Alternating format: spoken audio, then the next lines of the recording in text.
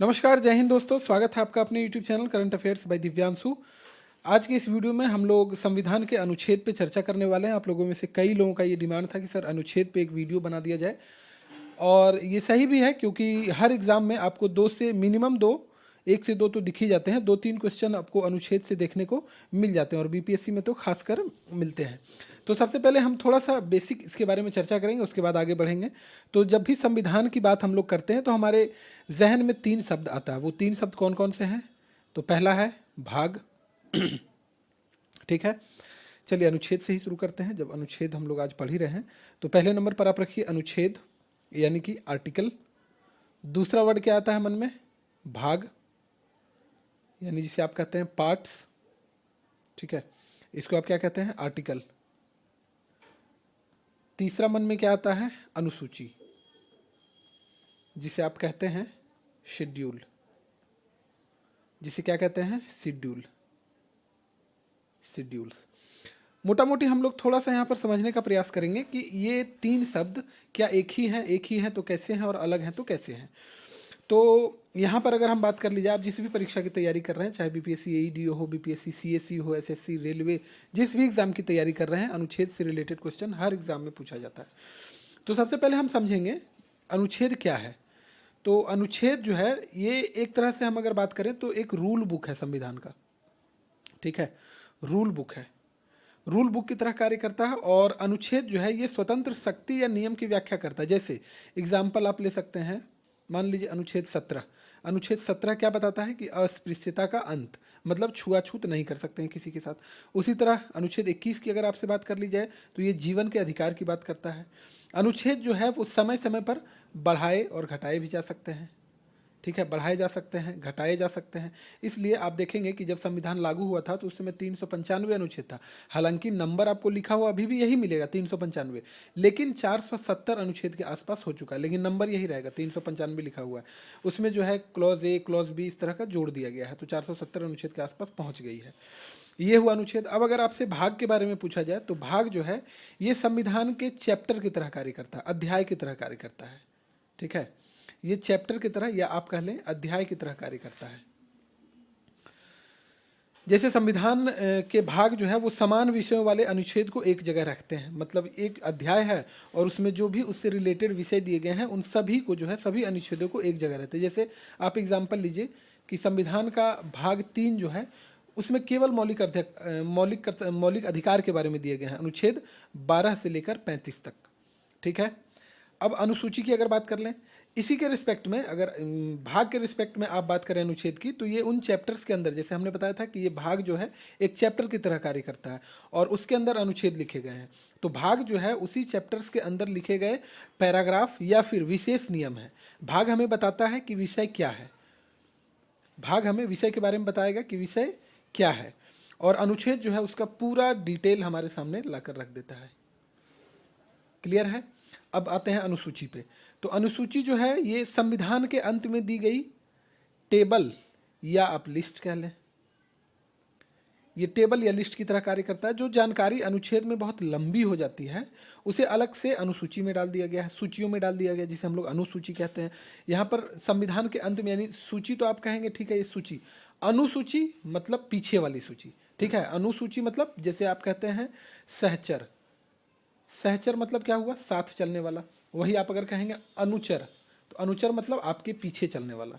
तो इसी तरह संविधान के पीछे यानी अनुसूची संविधान के पीछे दी गई है, और जो चीज़ें अनुच्छेद में जो है अनुच्छेद में बहुत लंबी हो जाती है उन सूचियों को इन अनुसूची के माध्यम से हमें बताया गया है। उदाहरण के लिए जैसे अनुच्छेद 1 कहता है कि भारत राज्यों का संघ होगा, लेकिन उन राज्य के नाम क्या होंगे ये आपको पढ़ना, ये आपको पता चलेगा किसमें? अनुसूची में। तो मोटा मोटी हमने जो 3 शब्द हैं अनुच्छेद, भाग और अनुसूची के बारे में मोटा मोटी डिफरेंस हमने जान लिया। बाकी ये बहुत बड़ा शब्द है, संविधान भारत का इतना विस्तृत और इतना खतरनाक है कि अभी भी इस पर शोध चल रहा है। ठीक है, विद्वान थे जो लोग संविधान बना के गए हैं भारत के, और आपको ये पता भी होना चाहिए कि सबसे बड़ा लिखित संविधान वो है अपने भारत का ही, सबसे बड़ा लिखित संविधान है। ठीक है, चलिए तो उसके आज हम लोग अनुसूची के बारे में, अनुसूची नहीं बल्कि अनुच्छेद के बारे में आज हम लोग चर्चा करेंगे। इंग्लिश और हिंदी दोनों में दिया गया है। PDF आपको टेलीग्राम ग्रुप में मिल जाएगा, आप ज्वाइन कर लीजिएगा। तो सबसे पहले हम भाग की बात करेंगे, यानी ये क्या है, भाग चैप्टर है, ठीक है, चैप्टर हमने अभी बताया आपको। तो भाग 1 में क्या दिया गया है, संघ और उसका राज्य क्षेत्र। तो भाग 1 में अनुच्छेद 1 से लेकर 4 तक दिए गए हैं। अब 1 से लेकर 4 तक अनुच्छेद में कौन कौन से क्या किस चीज़ के बारे में बताते हैं, हम यहाँ पर चर्चा करेंगे। अनुच्छेद 1 में बोला गया है संघ का नाम और उसका राज्य क्षेत्र क्या होगा। दूसरा है अनुच्छेद 2 कहता है कि नए राज्यों का प्रवेश या स्थापना। 2 क यानी 2A भी जोड़ा गया है। 2 क में सिक्किम का संघ के साथ संयुक्त किया जाना लोप किया गया, ये 2 क में बताया गया है। तीसरा अनुच्छेद जो है इसमें नए राज्यों का निर्माण और वर्तमान राज्यों के क्षेत्र सीमाओं या नामों में परिवर्तन। देखिए बहुत ज़्यादा डिटेल में जाएंगे तो वीडियो लंबी हो जाएगी, क्योंकि हम लोग का रैपिड रिवीजन सेशन अभी चल रहा है, तो इस पर हम लोग अगर कहेंगे तो बाद में एग्जाम के बाद जो है बहुत अच्छे से इस पर वीडियो बना दिया जाएगा। चौथा अनुच्छेद कहता है कि पहली अनुसूची और चौथी अनुसूची के संशोधन तथा अनुपूरक अनुषंगिक और परिणामिक विषयों के उपबंध करने के लिए अनुच्छेद 2 और 3 के अधीन बनाई गई विधियां हैं।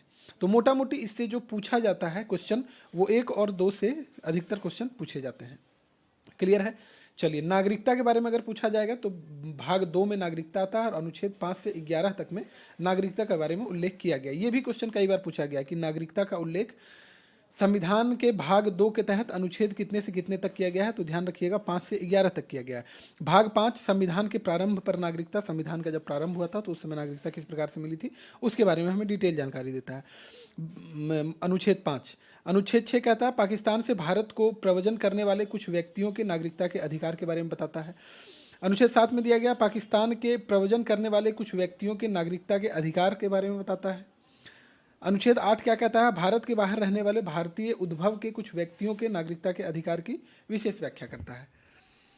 9 में दिया गया है विदेशी राज्य की नागरिकता स्वेच्छा से अर्जित करने वाले व्यक्तियों का नागरिक न होना, मतलब कोई विदेशी अगर आप जो है किसी और देश की नागरिकता ले लेंगे तो स्वतः आपकी भारत की नागरिकता समाप्त हो जाएगी। 10वां अनुच्छेद कहता है नागरिकता के अधिकार का बना रहना, क्या करेंगे तो आप बना रहेगा, क्या करेंगे तो वो खत्म हो सकता है। 11वां और अंतिम अनुच्छेद है ये भाग 2 का, यानी नागरिकता का। तो संसद द्वारा नागरिकता के अधिकार का विधि द्वारा विनियमन किया जाना, इसके बारे में उल्लेख किया गया अनुच्छेद 11 में। चलिए अब आते हैं भाग 3 पर, मूल अधिकार। भाग 3 में मूल अधिकार में अनुच्छेद 12 से लेकर 35 तक दिया गया है और मूल अधिकार कुल 6 तरह के हैं। एक एक करके हम लोग उसको डिस्कस करेंगे। तो भाग 12 में परिभाषा दी गई है। किसकी परिभाषा, तो राज्य की परिभाषा। अब राज्य मतलब बिहार झारखंड यूपी वाला राज्य नहीं, राज्य मतलब भारत भी एक तरह से मतलब राज्य ही है। अगर आप पॉलिटी पढ़ेंगे, बहुत अच्छे से आपने पढ़ा होगा, तो इस शब्द से भली भांति आप परिचित होंगे। इसका बहुत ही विस्तृत अर्थ है राज्य का। तो इसमें परिभाषा दी गई है। तीसरा है कि मतलब कि परिभाषा इसके मतलब संदर्भ में, मूल अधिकार के संदर्भ में राज्य की परिभाषा।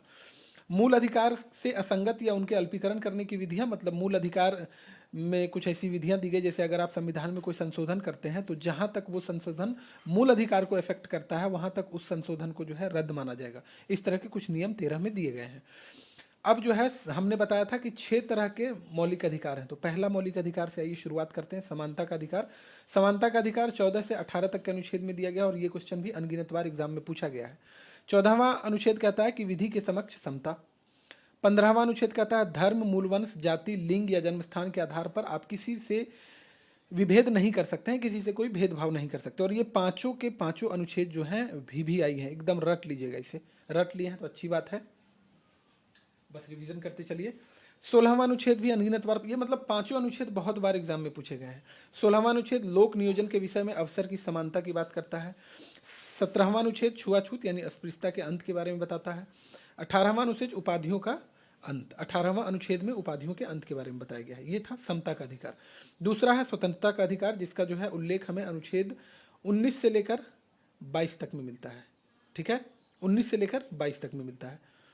19 नंबर अनुच्छेद कहता है वाक स्वतंत्रता आदि विषयक कुछ अधिकारों का संरक्षण। मोटा मोटी जो है वाक की स्वतंत्रता के बारे में, वाक एवं अभिव्यक्ति की स्वतंत्रता के बारे में अनुच्छेद 19 में व्याख्या की गई है। 20वां अनुच्छेद कहता है अपराधों के लिए दोष सिद्धि के संबंध में संरक्षण। 21वां प्राण एवं दैहिक स्वतंत्रता, इसी में 21वें में ही आगे आप जब इसके डिटेल में पढ़ेंगे तो इसमें दिया गया है जो आप लोगों का फेवरेट विषय बना हुआ है, आप अपने मनपसंद मनचाहे व्यक्ति से विवाह कर सकते हैं। ये जो है 21 में ही दिया गया है, प्राण एवं दैहिक स्वतंत्रता का संरक्षण के तहत। 21 क में दिया गया है शिक्षा का अधिकार और इसे बाद में जोड़ा गया है। आप देख रहे हैं जो भी इस तरह से दिया हुआ होगा वो बाद में जोड़ा, क ख इस तरह से जो भी दिया गया। हालांकि अगर आप चाहेंगे तो संविधान संशोधन से रिलेटेड भी इस तरह का एक रैपिड फायर रिवीजन वीडियो बना दिया जाएगा। अगर आप चाहते हैं तो आप हमें कमेंट बॉक्स में ज़रूर बताइए। 22वां अनुच्छेद कहता है कुछ दशाओं में गिरफ्तारी और निषेध से संरक्षण। 2 हो गए। तीसरा अनुच्छेद, तीसरा जो मतलब ये तीसरा पाठ है, हमने बताया था आपको कि 6 तरह के मौलिक अधिकार हैं, तो 2 हमने पढ़ा, समता का अधिकार और स्वतंत्रता का अधिकार। तीसरा है शोषण के विरुद्ध अधिकार, और इसका उल्लेख जो है आर्टिकल 23 और 24 में किया गया है। ये भी बहुत बार एग्जाम में पूछा गया है। 23 नंबर और 24 में बहुत कन्फ्यूजन रहता है। तो 23 में क्या दिया गया है कि मानव के दुर्व्यापार और बलात् श्रम का प्रतिषेध। तो ये चीज़ आप याद रखिएगा, एग्जाम में यही पूछा जाता है कि बलात् श्रम का उल्लेख जो है संविधान के किस में किया गया, किस अनुच्छेद में किया गया, तो 23 में किया गया है। 24 में क्या है, तो कारखानों आदि में बालकों के नियोजन का प्रतिबंध। ध्यान से इसको एकदम कैटेगराइज करके याद रखिएगा। 23 में दिया गया है बलात् श्रम, और 24 में दिया गया है कि कारखानों आदि में आप बालकों का नियोजन नहीं कर सकते हैं जिनकी आयु 14 वर्ष से कम है। क्लियर है एकदम, दोनों में एकदम डिफरेंस याद रखिएगा। चौथा है धर्म की स्वतंत्रता का अधिकार, धार्मिक स्वतंत्रता का अधिकार, और इसका उल्लेख 25 से 28 तक में किया गया है, अनुच्छेद 25 से 28। इसमें 25 में क्या किया गया है, मोटा मोटी आपको एग्जाम में दिखेगा, अंतःकरण की स्वतंत्रता किस अनुच्छेद में वर्णित है, तो ध्यान रखिएगा अनुच्छेद 25 में है। अंतःकरण की और धर्म के अबाध रूप से मानने, आचरण और प्रसार करने का स्वतंत्रता, किसी भी धर्म को आप मान सकते हैं, किसी भी धर्म का प्रचार प्रसार कर सकते हैं। 26 नंबर अनुच्छेद धार्मिक कार्यों के प्रबंध की स्वतंत्रता भी है आपको। 27 नंबर कहता है किसी विशिष्ट धर्म की अभिवृद्धि के लिए करों के संदाय के बारे में स्वतंत्रता। 28वां अनुच्छेद क्या कहता है, कुछ शिक्षा संस्थाओं में धार्मिक शिक्षा या धार्मिक उपासना में उपस्थित होने के बारे में स्वतंत्रता। तो मोटा मोटी इसमें भी चारों के चारों अनुच्छेद पूछे जाते हैं, ध्यान रखिएगा। अगला है संस्कृति और शिक्षा संबंधी अधिकार, 5वें नंबर का। इसमें 29, ये कई बार पूछा गया है, अल्पसंख्यकों का अधिकार, अल्पसंख्यक वर्गों के हितों का संरक्षण जो है अनुच्छेद 29 में दिया गया है। 30 में क्या है, तो शिक्षा संस्थाओं की स्थापना और प्रशासन करने का अल्पसंख्यक वर्गों का अधिकार, ठीक है, ये अनुच्छेद 30 में दिया गया है। अनुच्छेद 31 क्या कहता है, तो संपत्ति का अनिवार्य अर्जन लोप किया गया, ठीक है, ये अनुच्छेद 31 का है। और कुछ विधियों की व्यावृत्ति में कुछ नियम दिए गए हैं, जैसे 31 को संपदाओं आदि के अर्जन के लिए उपबंध करने वाली विधियों का व्यावृत्ति के बारे में इसमें दिया गया है। 31 ख में क्या दिया गया है, कुछ अधिनियमों और विनियमों का विधि मान्यकरण, ठीक है, कुछ अधिनियमों और विनियम। देखिए हालांकि ये सब बहुत ज़्यादा पूछा नहीं गया, बस जान लीजिए ख ग ये सब घ दिया गया है, बस जान लीजिए। कुछ निदेशक तत्वों के प्रभावी करने वाली विधियों का जब बहुत डिटेल में आप जाएंगे तब पूछा जाएगा ये सब चीज़। तो 395 अनुच्छेद है, इसका मतलब ये नहीं कि सब के सब आपको रटना है, इसमें से 100 अनुच्छेद ही ऐसे हैं जिससे क्वेश्चन रिपीटेडली हर एग्जाम में पूछे जाते हैं, ठीक है। 6ठे नंबर पर आते हैं संवैधानिक उपचार का अधिकार। तो इसमें जो है ये 32 नंबर इंपॉर्टेंट है, ठीक है, 32 नंबर काफ़ी महत्वपूर्ण है। इस भाग द्वारा प्रदत्त अधिकारों को प्रवर्तित करने के लिए उपचार, मतलब संवैधानिक उपचार, यानी कि जो मूल अधिकार इसमें दिए गए, इसमें किसी भी अधिकार का अगर आपका हनन होता है तो आप सीधे सुप्रीम कोर्ट जा सकते हैं, हाई कोर्ट जा सकते हैं, और सुप्रीम कोर्ट जो है इसके तहत रिट जारी करेगी अनुच्छेद 32 के तहत, और हाई कोर्ट रिट जारी करती है अनुच्छेद 226 के तहत। ये इंपॉर्टेंट है, जो इंपॉर्टेंट अनुच्छेद होगा जहाँ पर इंपॉर्टेंट लगेगा मैं आपको बताते चलूँगा। रिट जारी कर सकती है सुप्रीम कोर्ट 5 तरह के, और ये इसका उल्लेख किसमें है, किसके तहत रिट जारी कर सकती है, अनुच्छेद 32 के तहत, और हाई कोर्ट रिट जारी कर सकता है अनुच्छेद 226 के तहत, ठीक है। 32 का कहता है राज्य विधियों की संवैधानिक वैधता पर अनुच्छेद 32 के अधीन कार्यवाहियों में विचार न किया जाना लोप किया गया है ये, ठीक है। 33 नंबर क्या कहता है, इस भाग द्वारा प्रदत्त अधिकारों का बलों आदि को लागू होने में उपरांत करने में संसद की शक्ति के बारे में बताता है। 34 नंबर क्या है, हालांकि 32 तक ही पूछा गया, ये सब बहुत कम, रेयर, कभी विरल ही पूछा गया है। 34 नंबर है जब किसी क्षेत्र में सेना विधि प्रवृत्त है तब इस भाग द्वारा प्रदत्त अधिकारों का निर्बंधन, मतलब जो कोर्ट मार्शल वगैरह के बारे में आप सुनते हैं उसके बारे में दिया गया। 35 नंबर क्या है, तो इस भाग के उपबंधों को प्रभावी करने के लिए विधान बनाए गए हैं। तो 12 से 35 तक जो है मूल अधिकार, 4-5 क्वेश्चन इससे पूछे जाते हैं। एक तो ध्यान रखिएगा कि मौलिक अधिकार भाग 3 में दिया गया है, कहाँ से कहाँ तक, तो 12 से 35 में। समता का अधिकार कहाँ से कहाँ तक दिया गया है, तो 14 से 18 तक दिया गया है। स्वतंत्रता 19 से 22 तक दिया गया है। शोषण के विरुद्ध 23 और 24 में दिया गया है। और धार्मिक स्वतंत्रता 25 से 28 तक में दिया गया है। ये सब चीज़ ज़रूर याद रखिएगा। और ये 14 से 18 ये पाँचों अनुच्छेद आपके ज़ुबान पे रहना चाहिए। 19 से 22 ये पांचों अनुच्छेद मतलब 19, 20, 21, 22 चारों जो है ये आपके ज़ुबान पे रहना चाहिए। 25 से 28 ज़ुबान पे रहना चाहिए। 23, 24 ये भी ज़ुबान पे रहना चाहिए। और उसके बाद एक 32 नंबर आपके ज़ुबान पे रहना चाहिए। और 25 से 28 में भी ये चारों के चारों आपको ध्यान रहना चाहिए, जो इससे क्वेश्चन बहुत बार पूछा गया है। ठीक है, चलिए भाग 4 पे आते हैं। तो भाग 4 में राज्य के नीति निर्देशक तत्व यानी डीपीएसपी के बारे में बोला गया है। और इसमें जो है अनुच्छेद 36 से लेकर 51 तक दिया गया है। 36 में फिर से परिभाषा दी गई है राज्य के नीति निर्देशक तत्व के संदर्भ में। 37 क्या कहता है, इस भाग में अंतर्विष्ट तत्वों को लागू होना। 38 नंबर जो है ये इंपॉर्टेंट है, राज्य लोक कल्याण की अभिवृद्धि के लिए सामाजिक व्यवस्था बनाएगा। ठीक है, राज्य क्या करेगा, तो लोक कल्याण की अभिवृद्धि के लिए सामाजिक व्यवस्था को बनाए रखेगा, ऐसा जो है आर्टिकल 38 में बोला जाता है। 39 क्या है, राज्य द्वारा अनुसरणीय कुछ नीति या तत्व बनाए गए हैं।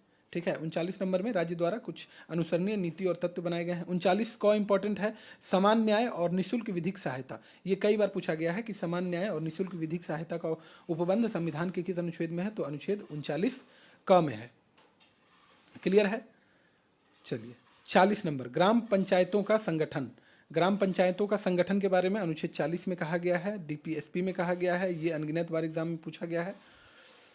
41 नंबर कहता है कुछ दशाओं में काम, शिक्षा और लोक सहायता पाने का अधिकार। 42 नंबर क्या है, काम की न्यायसंगत और मानवोचित दिशाओं तथा प्रसूति सहायता का उपबंध दिया गया है अनुच्छेद 42 में। 43 जरूर याद रखिएगा, इंपॉर्टेंट है, कर्मकारों के लिए निर्वाह मजदूरी आदि। तो मजदूरी वगैरह की बात 43 में की गई है। 43 का भी उतना ही इंपॉर्टेंट है, उद्योगों के प्रबंधन में कर्मकारों का भाग लेना। 43 ख, सहकारी सोसाइटियों का संवर्धन। 44 क्या कहता है, तो नागरिकों के लिए एक समान सिविल संहिता। ठीक है, यानी यूसीसी यूनिफॉर्म सिविल कोड, जो कि पहला राज्य बना है इसे लागू करने वाला उत्तराखंड। हाल ही में करंट अफेयर्स में आपने पढ़ा होगा। तो ये 44 जो है मोस्ट इंपॉर्टेंट है। 45 नंबर क्या कहता है, 6 वर्ष से कम आयु के बालक के लिए प्रारंभिक बाल्यावस्था, देखरेख और शिक्षा का उपबंध किया गया है। 46 नंबर, तो अनुसूचित जाति, अनुसूचित जनजाति और अन्य दुर्बल वर्गों के शिक्षा और अर्थ संबंधी हितों की अभिवृद्धि के बारे में अनुच्छेद 46 में बताया गया है। 47, पोषाहार के बारे में बहुत बार पूछा गया है। 47 नंबर, पोषाहार स्तर और जीवन स्तर को ऊंचा करने तथा लोक स्वास्थ्य का सुधार करने का राज्य का कर्तव्य बताया गया है। पोषाहार आपको लिखा हुआ मिलेगा, आप 47 लगा दीजिएगा। 48 नंबर भी कई बार पूछा गया, कृषि और पशुपालन का संगठन। कृषि और पशुपालन जहां भी आपको दिख जाए संविधान में, मतलब क्वेश्चन में, तो ध्यान रखिएगा आर्टिकल 48 के बारे में ही पूछा जाता है। 48 का पर्यावरण का संरक्षण तथा संवर्धन और वन तथा वन्य जीवों की रक्षा। 48 का भी वीवीआई है एकदम। 49, राष्ट्रीय महत्व के स्मारकों, स्थानों और वस्तुओं के संरक्षण करने के बारे में बताया गया है 49 में। 50 नंबर क्या है, कार्यपालिका से न्यायपालिका का पृथक्करण, ये भी इंपॉर्टेंट है। ठीक है, और 51 भी, दोनों। तो जो जो जहाँ जहाँ इंपॉर्टेंट है एकदम रट जाइए। मैंने बताया 395 के 395 अनुच्छेद इंपॉर्टेंट नहीं है, इसमें से 100 ऐसे अनुच्छेद हैं जो बार बार एग्जाम में पूछे जाते हैं। 50 नंबर कार्यपालिका का न्यायपालिका से पृथक्करण के बारे में बताया गया है। और 51 नंबर अंतर्राष्ट्रीय शांति और सुरक्षा की अभिवृद्धि के बारे में बताया गया है। तो ये सारी जो है जो इंपॉर्टेंट है वो एकदम ध्यान से रट लीजिए। भाग 4 क जो है ये बाद में जोड़ा गया है, जहाँ भी अलग से ये आपको दिखेगा। तो भाग 4 क में क्या है, मूल कर्तव्य है। ठीक है, 51 का अनुच्छेद ख, ये सब जो भी आपको ये सब दिखेगा, ये सब जो है संविधान में बाद में जोड़ा गया, मूल संविधान का हिस्सा ये सब नहीं था। तो उसी तरह से मूल संविधान का हिस्सा जो है ये मूल कर्तव्य यानी कि फंडामेंटल ड्यूटी भी नहीं था। जब संविधान 26 नवंबर 1949 को बनकर तैयार हुआ था उस समय भी ये नहीं था। और 1950 में जब संविधान पूर्ण रूप से लागू किया गया था उस समय भी फंडामेंटल ड्यूटी यानी मूल कर्तव्य हमारे संविधान का हिस्सा नहीं था। तो सवाल है इसे कब जोड़ा गया, तो 42वां संविधान संशोधन हुआ था 1976 में, जिसे आप मिनी कॉन्स्टिट्यूशन भी कहते हैं। और मिनी कॉन्स्टिट्यूशन के तहत ही संविधान में फंडामेंटल ड्यूटीज यानी मूल कर्तव्य को जोड़ा गया था। एक क्वेश्चन अक्सर पूछा जाता है कि किनकी सिफारिश पर जोड़ा गया था, तो स्वर्ण सिंह समिति की सिफारिश पर भारतीय संविधान में भाग 4 क और अनुच्छेद 51 क जोड़ा गया, जिसके तहत मूल कर्तव्य जोड़ दिया गया था स्वर्ण सिंह समिति की सिफारिश पर। इस समय जो है 10 मूल कर्तव्य जोड़े गए थे, लेकिन वर्तमान में इसकी संख्या 11 है। तो 11वां मूल कर्तव्य कब जुड़ा है संविधान में, तो 86वां संविधान संशोधन होता है वर्ष 2002 में, और इसी के तहत 11वां मूल कर्तव्य को जोड़ दिया जाता है। एक बार फिर से सुनिए, मूल संविधान में यानी संविधान जब लागू हुआ था उस समय मूल कर्तव्य जो है नहीं था।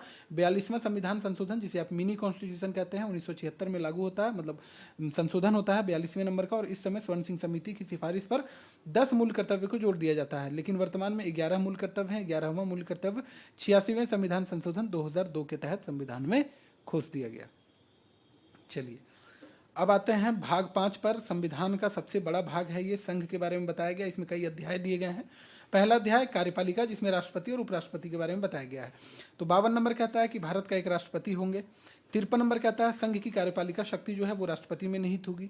54 नंबर कहता है राष्ट्रपति का निर्वाचन कैसे होगा, कौन कौन इसमें भाग लेंगे, ये सारी चीज़ें इसके बारे में बताया गया है 54 नंबर। 55 नंबर कहता है राष्ट्रपति के निर्वाचन की रीति क्या होगी 55 नंबर में। 56 नंबर कहता है राष्ट्रपति की पदावधि कितने दिन की होगी। 57 नंबर पुनर्निर्वाचन के लिए पात्रता, इसमें क्या क्या दिए गए हैं राष्ट्रपति के लिए, इसके बारे में बताया गया है। 58 नंबर अनुच्छेद कहता है राष्ट्रपति निर्वाचन होने के लिए अर्हताएं क्या क्या, जैसे भारत का नागरिक हो, लाभ के पद पर ना हो, 35 वर्ष की आयु हो, सारी चीज़ें हो, दिवालिया ना हो। 58 नंबर में बताया गया है। 59 नंबर राष्ट्रपति पद के लिए क्या क्या शर्तें हैं, 59 में बताया गया है। 60 नंबर राष्ट्रपति द्वारा शपथ या प्रतिज्ञान लिया जाएगा, ये बोला गया है। 61 नंबर वीवीआई, हालांकि ये सारा जो है वीवीआई है, एग्जाम में रिपीटेडली पूछे जाते हैं। तो 61 नंबर में राष्ट्रपति पर महाभियोग चलाने की प्रक्रिया दी गई है, और महाभियोग अगर आप चलाएंगे तो 14 दिन पूर्व जो है आपको राष्ट्रपति को सूचित करना होगा। ठीक है। 62 में दिया गया है राष्ट्रपति के पद में रिक्ति को भरने के लिए निर्वाचन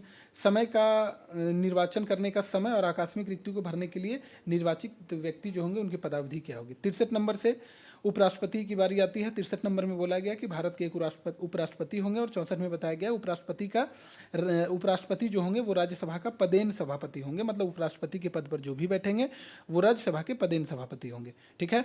65 नंबर में बोला गया है कि राष्ट्रपति के पद में आकस्मिक रिक्ति के दौरान या उनकी अनुपस्थिति में उपराष्ट्रपति का राष्ट्रपति के रूप में कार्य करना या उनकी कृत्यों का निर्वहन करना। जब राष्ट्रपति नहीं होंगे तो उपराष्ट्रपति ही राष्ट्रपति के कर्तव्यों का निर्वहन करते हैं। और एक चीज़ और ध्यान रखिए, जब उपराष्ट्रपति नहीं होंगे देश में, तब जो सुप्रीम कोर्ट के मुख्य न्यायाधीश होंगे उनके द्वारा राष्ट्रपति के कर्तव्यों का निर्वहन किया जाएगा। क्लियर है। 66 नंबर में उपराष्ट्रपति के निर्वाचन के बारे में बताया गया है। 67 नंबर में राष्ट्रपति की पदावधि के बारे में बताया गया है, कि उपराष्ट्रपति की पदावधि के बारे में, और उपराष्ट्रपति के निर्वाचन के बारे में 66 में बताया है कौन कौन भाग ले सकते हैं, कैसे निर्वाचन होगा। 68 नंबर में बोला गया है उपराष्ट्रपति के पद में रिक्ति को भरने के लिए निर्वाचन करने का समय और आकस्मिक रिक्ति को भरने के लिए निर्वाचित व्यक्ति की पदावधि। 69 नंबर में बोला गया है उपराष्ट्रपति द्वारा शपथ या प्रतिज्ञान जो लिया जाएगा उसका उल्लेख किया गया है। 70 में अन्य आकस्मिकताओं में राष्ट्रपति के कृत्यों का निर्वहन जो करेंगे उनके बारे में बताया गया है। 71 नंबर में राष्ट्रपति और उपराष्ट्रपति के निर्वाचन से संबंधित या सशक्त विषय दिए गए हैं। 72 में क्षमा आदि और कुछ मामलों में दंडादेश के निलंबन, परिहार या लघुकरण की राष्ट्रपति की शक्ति, कई बार पूछा गया क्षमादान की शक्ति का उल्लेख भारतीय संविधान के किस अनुच्छेद में है, राष्ट्रपति जो क्षमादान देते हैं, तो ध्यान रखिएगा 72 में है। 73 नंबर क्या है, तो संघ की कार्यपालिका शक्ति का विस्तार। क्लियर है। चलिए अब बारी आती है मंत्रिपरिषद की। तो 74 नंबर अनुच्छेद में दिया गया है कि राष्ट्रपति को सहायता और सलाह देने के लिए एक मंत्रिपरिषद होगी। ठीक है। जो अभी आप मंत्रिपरिषद सुनते हैं, गृह मंत्री, रक्षा मंत्री, ये सारी जो है राष्ट्रपति की सहायता और सलाह के लिए हैं। 75 में मंत्रियों के बारे में अन्य उपबंध दिए गए हैं। ठीक है। 75 में मंत्रियों के बारे में अन्य उपबंध दिए गए हैं। भारत के अटॉर्नी जनरल के बारे में व्याख्या की गई है अनुच्छेद 76 में। कई बार एग्जाम में ये पूछा गया, भारत के महान न्यायवादी कह लें या अटॉर्नी जनरल का उल्लेख संविधान के किस अनुच्छेद में किया गया है, तो संविधान के अनुच्छेद नंबर 76 में किया गया है।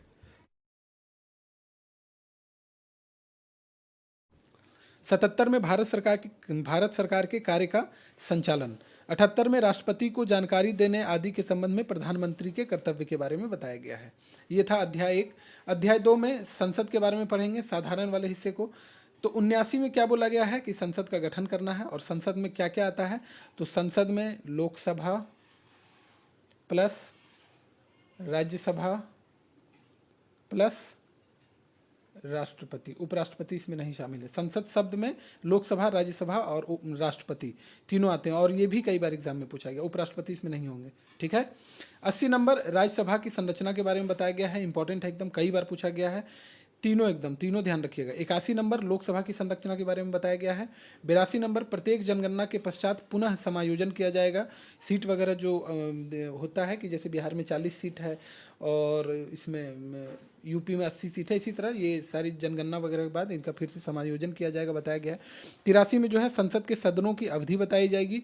84 में संसद की सदस्यता के लिए अर्हता बताई जाएगी। संसद जैसे आप अगर लोकसभा के सदस्य बनना चाहते हैं तो 25 वर्ष आपकी आयु होनी चाहिए। राज्यसभा यानी ऊपरी सदन का सदस्य बनना चाहते हैं तो 30 वर्ष आपकी आयु होनी चाहिए। 85 नंबर संसद के सत्र, सत्रावसान और विघटन के बारे में बताता है, कई बार पूछा गया ये क्वेश्चन। 86 नंबर में सदनों में अभिभाषण का और उनको संदेश भेजने का राष्ट्रपति का अधिकार है 86 नंबर में। 87 नंबर राष्ट्रपति का विशेष अभिभाषण के बारे में हमें पता चलता है 87 नंबर अनुच्छेद से। 88 में सदनों के बारे में मंत्रियों और महान न्यायवादी के अधिकार, तो सदन में कौन भाग ले सकते हैं, कौन वोटिंग कर सकते हैं, इसके बारे में 88 नंबर में दिया गया है। संसद के अधिकारी के बारे में दिया गया है, जो अभी हम भाग 1 पढ़ रहे थे नॉर्मल, अब इसी में मतलब यहाँ पर जो हम देख रहे थे साधारण था ये संसद के तहत, अब यहाँ पर दूसरा है संसद के अधिकारी। तो 89 नंबर में राज्यसभा के सभापति और उपसभापति के बारे में दिया गया। सभापति तो आपको पता ही है कि उपराष्ट्रपति महोदय होते हैं। अनुच्छेद 90 में जो है उपसभापति का पद रिक्त होना, पद त्याग और पद से हटाया जाने के बारे में विस्तृत विवरण दिया गया है। 91 अनुच्छेद में सभापति के पद के कर्तव्यों का पालन करने या सभापति के रूप में कार्य करने की उपसभापति या अन्य व्यक्तियों की शक्ति के बारे में बताया गया है। 92 नंबर अनुच्छेद में कहा गया जब सभापति या उपसभापति को पद से हटाने का कोई संकल्प विचाराधीन है तब उसका पीठासीन न होना, मतलब जब भी कोई विचाराधीन होंगे तब वह पीठासीन के रूप में कार्य नहीं कर सकते हैं। 93 नंबर लोकसभा का अध्यक्ष और उपाध्यक्ष के बारे में बताया गया है। ठीक है, यहाँ पर अभी तक हम लोग राज्यसभा के बारे में पढ़ रहे थे, 93 नंबर से लोकसभा के अध्यक्ष और उपाध्यक्ष के बारे में बताया गया अनुच्छेद 93 में। 94 में बताया गया अध्यक्ष और उपाध्यक्ष का पद रिक्त होना, पद त्याग और पद से हटाए जाने के बारे में विवरण दिया गया है। 95 नंबर अनुच्छेद बताता है हमें कि अध्यक्ष के पद के कर्तव्यों का पालन करने या अध्यक्ष के रूप में कार्य करने की उपाध्यक्ष या अन्य व्यक्तियों की शक्ति। चलिए 96 नंबर जब अध्यक्ष या उपाध्यक्ष को पद से हटाने का कोई संकल्प विचाराधीन हो तब वो पीठासीन नहीं होंगे, जैसे राज्यसभा में हमने अभी देखा था, तो लोकसभा में ये अनुच्छेद 96 के तहत बताया गया है। अनुच्छेद 97 में बताया गया है सभापति और उपसभापति तथा अध्यक्ष और उपाध्यक्ष के वेतन और भत्ते के बारे में बताया गया। अनुच्छेद 97 में यानी सभापति को, उपसभापति को या अध्यक्ष या उपाध्यक्ष को लोकसभा के वेतन जो है कितना मिलेगा और कौन से भत्ते मिलेंगे, ये अनुच्छेद 97 में बताया गया है। 98 में संसद का सचिवालय का उल्लेख किया गया है। ठीक है, चलिए कार्य संचालन की ओर अगर बढ़ें तो 99 नंबर में सदस्यों द्वारा शपथ या प्रतिज्ञान के बारे में बताया गया है। जो लोकसभा या राज्यसभा के जो सदस्य होंगे उनके शपथ या प्रतिज्ञान के बारे में अनुच्छेद 99 में उल्लेख किया गया। 100 नंबर अनुच्छेद सदनों में मतदान रिक्तियों में होते हुए भी सदनों की कार्य करने की शक्ति और गणपूर्ति के बारे में बताया गया, कितनी गणपूर्ति होगी जब कोई भी सदन कार्य कर सकेगा, इस सारी चीज़ों के बारे में अनुच्छेद 100 में बताया गया है। चलिए बारी आती है अब सदस्यों की निर्भरताएं के बारे में। तो 101 में बताया गया है स्थानों का रिक्त होना, इसके बारे में 101 में बताया गया है। सदस्यों के लिए निर्भरताएं क्या क्या है, ये 102 में बताया गया है। 103 क्या कहता है, सदस्यों की निर्भरताओं से संबंधित प्रश्नों का विनिश्चय। अनुच्छेद 104 क्या कहता है, तो अनुच्छेद 99 के अधीन शपथ लेने या प्रतिज्ञान करने से पहले या अर्हित न होते हुए या निरर्हित किए जाने पर बैठने और मत देने की क्या शक्ति है। ठीक है, ये बताया गया है। संसद और उसके सदस्यों की शक्तियां, विशेषाधिकार और उन्मुक्तियों पर अगर नज़र डालें तो 105 में बताया गया है कि संसद के सदनों की तथा उनके सदस्यों और समितियों की शक्तियां और विशेषाधिकार आदि क्या होगी, ये 105 में बताया गया है।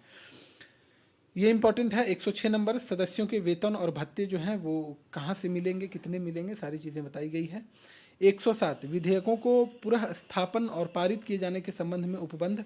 108 महत्वपूर्ण है ज्वाइंट सेशन, कुछ दशाओं में दोनों सदनों की संयुक्त बैठक, और जब भी संयुक्त बैठक होगी यानी राज्यसभा और लोकसभा तो इसमें इसकी अध्यक्षता जो है वो लोकसभा अध्यक्ष के द्वारा की जाएगी। ये एग्जाम में कई बार पूछा गया है। ठीक है, 108 इंपॉर्टेंट है, ध्यान रखिएगा। 109 धन विधेयक के संबंध में विशेष प्रक्रिया, लेकिन धन विधेयक अगर पूछा जाए डायरेक्ट कि धन विधेयक का उल्लेख कहाँ पर है, तो धन विधेयक की परिभाषा अनुच्छेद 110 में दी गई है। ठीक है, और विधेयक की अनुमति 111, मोटा मोटी आप 110 याद रखिएगा। बजट बजट जो पेश किया जाता है, वार्षिक वित्तीय विवरण लिखा हुआ है संविधान में और इसका उल्लेख अनुच्छेद 112 में किया गया है। 113 में संसद में प्राक्कलनों के संबंध में प्रक्रिया दी गई है। 114 विनियोग विधेयक, ये भी एग्जाम में कई बार पूछा गया, विनियोग विधेयक का उल्लेख संविधान के किस अनुच्छेद में है, तो अनुच्छेद 114 में है। क्लियर है। चलिए 115 अनुपूरक, अतिरिक्त या अधीन अनुदान, बहुत ज़्यादा इंपॉर्टेंट नहीं है। 116 लेखानुदान, प्रत्यायानुदान और अपवादानुदान, बहुत ज़्यादा इंपॉर्टेंट ये सब नहीं है। ठीक है। 117 में दिया गया है वित्त विधेयकों के बारे में विशेष उपबंध। अब साधारणतया प्रक्रिया की तरफ अगर बढ़ें तो अनुच्छेद 118 में दिया गया है प्रक्रिया के नियम, जो कि ये सब बहुत ज़्यादा इंपॉर्टेंट नहीं है। 119 में बस जान लीजिए मोटा मोटी, जो इंपॉर्टेंट है मैं आपको बता ही रहा हूँ साथ साथ। 119 में है संसद में वित्तीय कार्य संबंधी प्रक्रिया का विधि द्वारा विनियमन। 120 में है संसद में प्रयोग की जाने वाली भाषा, ये इंपॉर्टेंट है। अनुच्छेद 120 में जो संसद में प्रयोग की जाने वाली भाषाओं के बारे में उल्लेख है, यह अनुच्छेद इंपॉर्टेंट है। 121 जो है वो संसद में चर्चा पर निर्बंधन। 122 में न्यायालयों द्वारा संसद की कार्यवाहियों की जांच न किया जाना, यानी संसद में जो भी कार्यवाही की जाएगी वो न्यायालय के द्वारा जांच नहीं की जा सकेगी, इसका उल्लेख जो है वो 122 में है और ये भी एग्जाम में पूछा जाता है।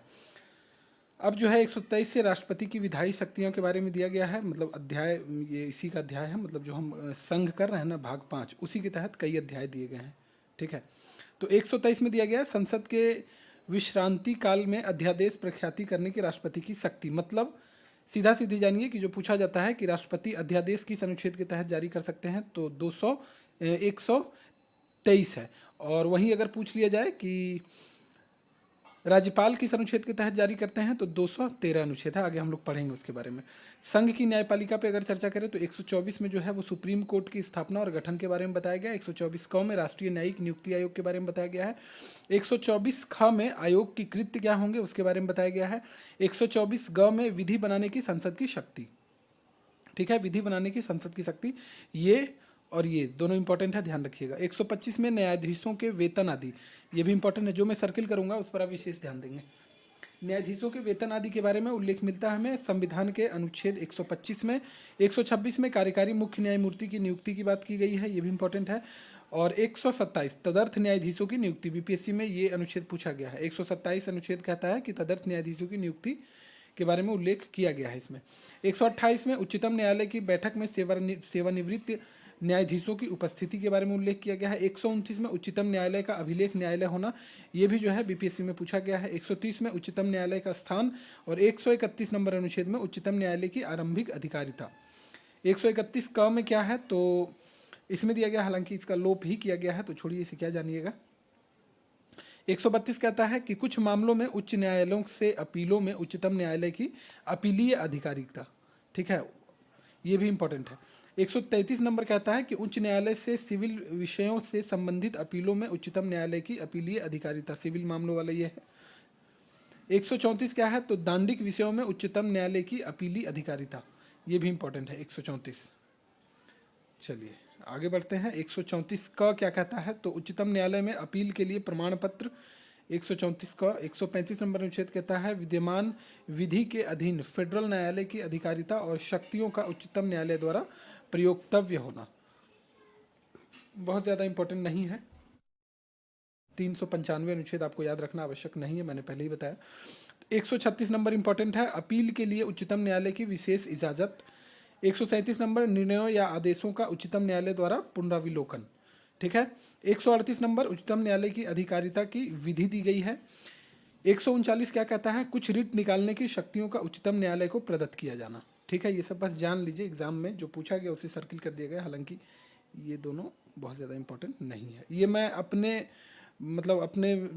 क्या कहूँ उसे, कि कोई स्पेशलिस्ट बैठ के आपको सर्किल कर रहे हैं कि याद कीजिए मत कीजिए, ऐसा नहीं है। बहुत सारे एग्जाम का क्वेश्चन देखने के बाद मैं आपको बता रहा हूँ। ठीक है।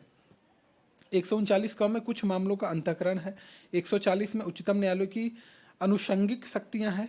141 में उच्चतम न्यायालय द्वारा घोषित विधि का सभी न्यायालयों पर आबद्धकर होना। ठीक है, ये इंपॉर्टेंट है। 142 उच्चतम न्यायालय की डिक्रियों और आदेशों का प्रवर्तन और प्रकटीकरण आदि के बारे में आदेश। 143 उच्चतम न्यायालय से परामर्श करने की राष्ट्रपति की शक्ति, इंपॉर्टेंट। ठीक है। 144 सिविल और न्यायिक प्राधिकारियों द्वारा उच्चतम न्यायालय की सहायता में कार्य किया जाना। 144 को क्या कह रहा है कि विधियों की संवैधानिक वैधता से संबंधित प्रश्नों के निपटारे के बारे में विशेष उपबंध, हालांकि इसका लोप कर दिया गया है तो ये आपको याद नहीं रखना है, ठीक है।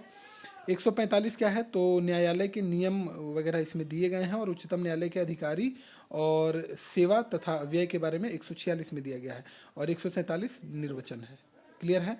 अब इसी में जो संघ हम लोग कर रहे हैं भाग 5, क्योंकि सबसे बड़ा भाग है, इसमें लगभग 100 अनुच्छेद आते हैं, तो इसी का अध्याय 5 है, यानी भारत का नियंत्रक महालेखा परीक्षक। तो सबसे पहले ये जानिए कि अगर पूछा जाए CAG नियंत्रक महालेखा परीक्षक यानी CAG comptroller and auditor general, इसका उल्लेख संविधान के भाग 148 से लेकर 151 तक किया गया है। यही क्वेश्चन कई बार पूछा गया है कि कहाँ से कहाँ तक उल्लेख है।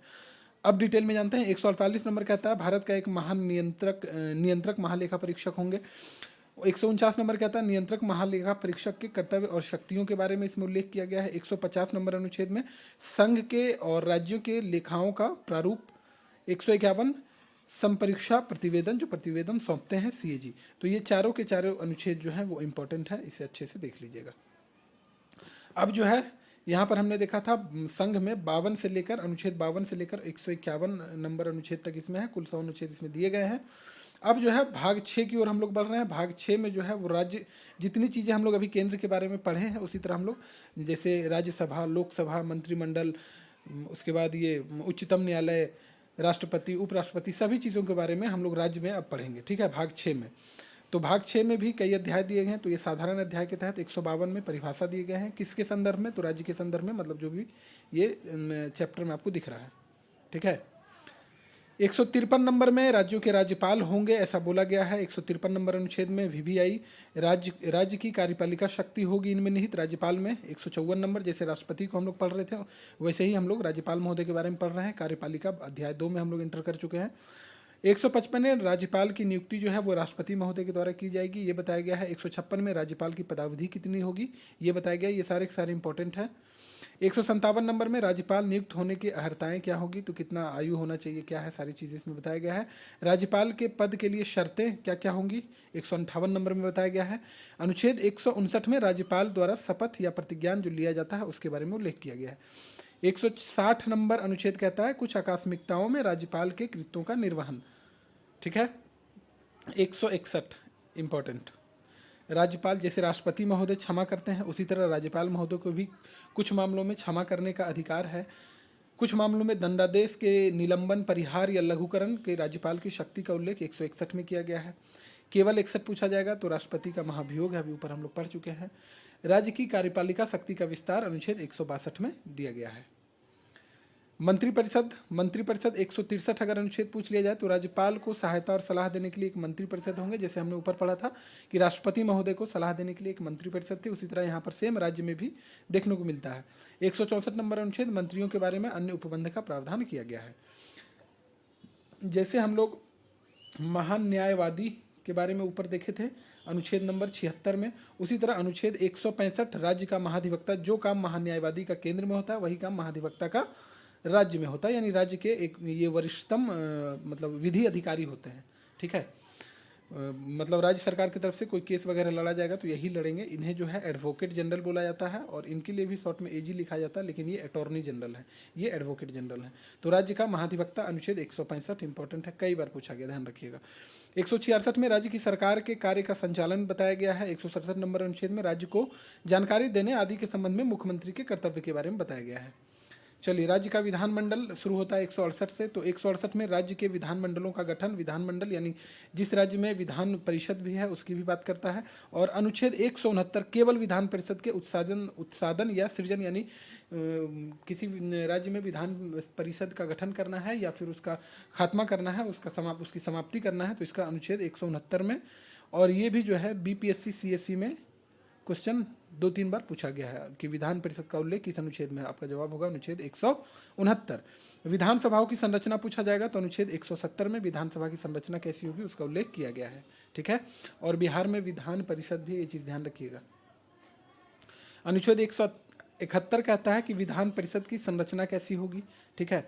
172 जो है अनुच्छेद, राज्य के विधान मंडलों की अवधि कितनी होगी, इसके बारे में बताया गया है। 173 नंबर अनुच्छेद, राज्य के विधान मंडल की सदस्यता के लिए अर्हता क्या होगी, ये सब बताया गया है। 174 नंबर अनुच्छेद, राज्य के विधान मंडल के सत्र, सत्रावसान, विघटन, जो काम वहाँ पर राष्ट्रपति महोदय करते थे, यहाँ पर वही सारा काम राज्यपाल महोदय करेंगे राज्य में, है ना। और अंतर यह है कि राष्ट्रपति महोदय के लिए चुनाव होता है और प्रत्यक्ष प्रणाली से यहाँ पर राज्यपाल महोदय का चुनाव नहीं होता, राज्यपाल के द्वारा डायरेक्ट इनकी नियुक्ति की जाती है। 175 नंबर, सदन या सदनों में अभिभाषण का और उनको संदेश भेजने का राज्यपाल का अधिकार। 176 नंबर अनुच्छेद कहता है राज्यपाल का विशेष अभिभाषण हो सकता है सत्र में, किसी भी सत्र में, विधान परिषद, विधानसभा, किसी में भी। 177 नंबर, सदनों के बारे में मंत्री और महाधिवक्ता के अधिकार 177 नंबर अनुच्छेद में बताया गया है। राज्य के विधानमंडल के अधिकारी के बारे में 178 से बताया गया है। 178 में विधानसभा के अध्यक्ष और उपाध्यक्ष के बारे में बताया गया है। 179 नंबर अनुच्छेद में अध्यक्ष और उपाध्यक्ष का पद रिक्त होना, पद त्याग और पद से हटाया जाना, इसके बारे में उल्लेख किया गया है। 180 अध्यक्ष के पद के कर्तव्यों का पालन करने या अध्यक्ष के रूप में कार्य करने की उपाध्यक्ष या अन्य व्यक्तियों की शक्ति के बारे में बताया गया है। 181 अनुच्छेद कहता है जब अध्यक्ष या उपाध्यक्ष को पद से हटाने का कोई संकल्प विचाराधीन है तब वह पीठासीन नहीं होंगे, हमने ऊपर भी देखा था इस चीज़ के बारे में। 182 नंबर, मतलब जब हम केंद्र पढ़ रहे थे, 182 नंबर, विधान परिषद का सभापति और उपसभापति का उल्लेख किया गया है। 183 सभापति और उपसभापति का पद जब रिक्त होगा या फिर पद त्याग करेंगे या पद से हटाया जाएगा, किस प्रकार से, उसके नियम इसमें 183 नंबर अनुच्छेद में दिए गए हैं। अनुच्छेद 184 कहता है कि सभापति के पद के कर्तव्यों का पालन करने या सभापति के रूप में कार्य करने की उपसभापति या अन्य व्यक्ति की शक्ति, जब सभापति नहीं होते हैं तो उपसभापति जो है वो सभापति के रूप में कार्य करेंगे, जब दोनों नहीं रहेंगे, जो भी वरिष्ठतम वहाँ पर सदस्य होंगे उनके द्वारा की जाएगी। तो इसका उल्लेख जो है अनुच्छेद 184 में किया गया है। अनुच्छेद 185, जब सभापति या उपसभापति को पद से हटाने का कोई संकल्प विचाराधीन है तो वो पीठासीन नहीं हो सकते हैं, ठीक है, ये 185 में दिया गया है। 186 नंबर, अध्यक्ष और उपाध्यक्ष, हालांकि सबको सर्किल कर दिया गया है, ये बहुत ज़्यादा इंपॉर्टेंट नहीं है, ध्यान रखिएगा। अध्यक्ष और उपाध्यक्ष तथा सभापति और उपसभापति के वेतन और भत्ते 186 नंबर में दिया गया। 187, राज्य के विधानमंडल का सचिवालय, ये इंपॉर्टेंट है, ध्यान रख लीजिएगा, ठीक है। चलिए कार्य संचालन की तरफ हम लोग बढ़ रहे हैं। इसमें 188 नंबर अनुच्छेद कहता है कि सदस्यों द्वारा शपथ या प्रतिज्ञान जो लिया जाएगा उसका उल्लेख किया गया है। 189 नंबर अनुच्छेद, सदनों में मतदान, रिक्तियों के होते हुए भी सदनों के कार्य करने की शक्ति या गणपूर्ति कितनी होगी, इसके बारे में उल्लेख किया गया है। सदस्यों की निर्भरताओं के बारे में जो दिया गया है वो अनुच्छेद 190 यानी स्थानों का रिक्त होना, ये इसके बारे में बताया गया है, ठीक है। चलिए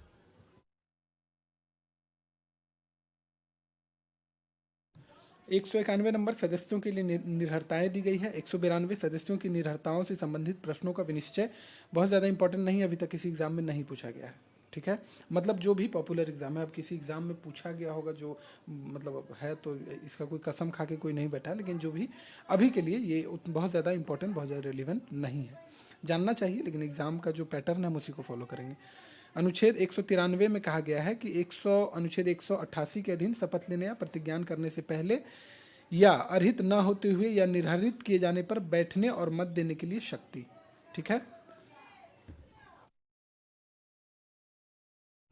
राज्य के विधानमंडलों और उनके सदस्यों की शक्तियां या विशेषाधिकार के बारे में और उनकी जो उन्मुक्तियां हैं उसके बारे में अब हम लोग चर्चा करेंगे। 194 नंबर अनुच्छेद में विधानमंडलों के सदनों की तथा उनके सदस्यों और समितियों की शक्तियां, विशेषाधिकार आदि का वर्णन किया गया है। 195 नंबर, सदस्यों के वेतन और भत्ते के बारे में बताया। कौन से सदस्य, यहाँ हम राज्य की बात कर रहे हैं, ठीक है। राज्य मतलब बिहार, झारखंड, यूपी, उत्तर प्रदेश, राजस्थान, इन सब राज्यों की, क्लियर है। भाग 6 को हम लोग कवर कर रहे हैं, ध्यान रखिएगा। विधायी प्रक्रिया, तो 196 में विधेयकों पर पुनः स्थापना और पारित किए जाने के संबंध में उपबंध दिए गए हैं।